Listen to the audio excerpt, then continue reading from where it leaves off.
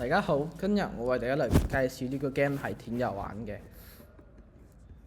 呢度係我哋嘅戰士日記呢，呢度可以睇到我哋有個序章，下邊有我哋嘅地點，然之後都有對應嘅下面嘅第一、第二、第三章。不過你冇遊玩過之後，佢哋係唔會解鎖呢個嘅，可以睇到呢度係問號問號問號。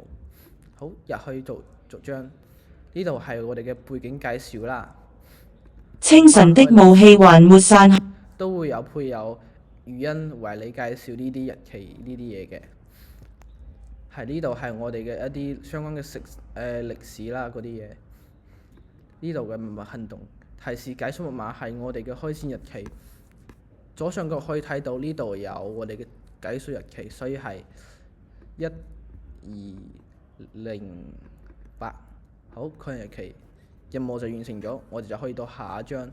睇到呢度，我哋嘅地點係會解鎖嘅。隨住你嘅遊玩，呢啲地點唔同，一段一段嘅解鎖。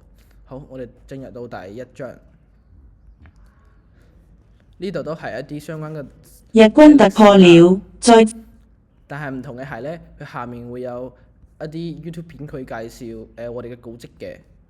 左邊都可以睇到相關嘅一啲資料。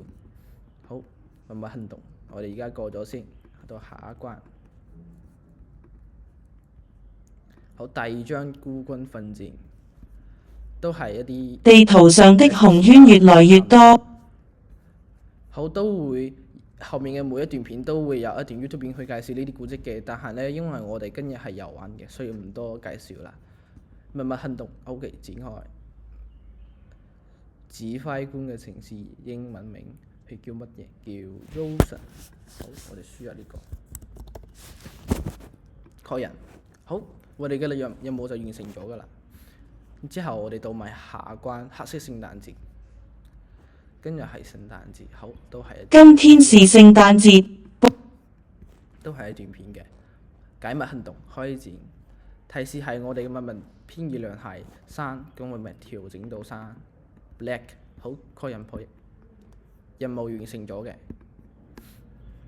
我哋嘅第四章，呢度我們沒有放棄。呢度係一個收音機，係一種可以在戰爭時候呢同外界取得聯繫嘅一種工具啦。呢度嘅頻道係1942，展開我哋嘅解密行動。提示係調整我哋嘅頻率到1942嘅。好，我哋試下先。